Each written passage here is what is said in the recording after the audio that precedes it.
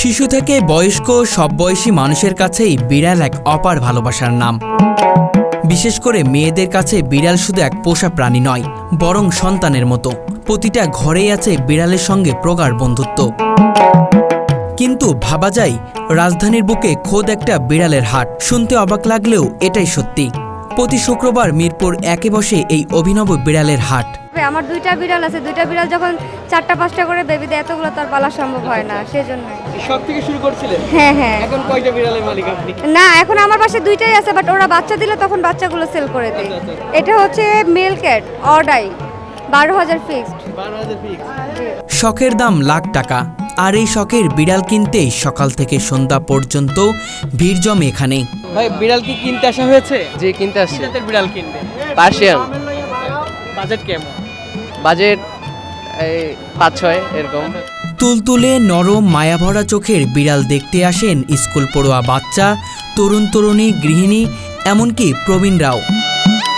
বিশেষ করে মেয়েদের কাছে বিড়াল মানে শুধু একটি প্রাণী নয়, বরং আদরের সন্তান।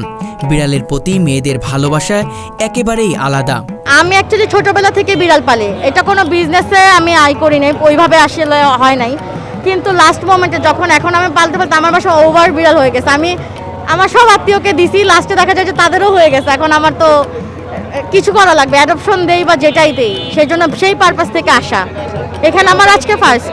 এটা যেমন পিওর ট্র্যাডিশনাল পার্সিয়ান, একদম ব্লু আইস। এগুলো আমি 10 করে সেল আসিং প্রাইস চাচ্ছি।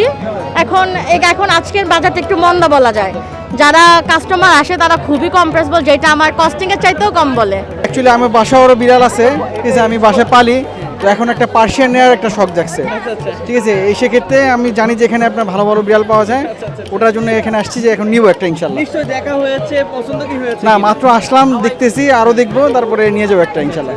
বিড়ালের মায়াভরা চোখ, তুলতুলে লোম, এই সব কিছুতেই মেয়েরা যেন অদ্ভুত এক প্রশান্তি খুঁজে পায়।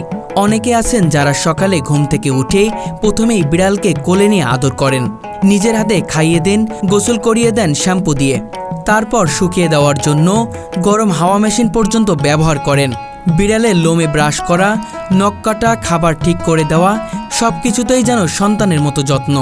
বাসার অন্য সদস্যরা হয়তো বিরক্ত হলেও মেয়েদের কাছে বিড়াল মানেই যেন নিখাত ভালোবাসা আর পরম সঙ্গী।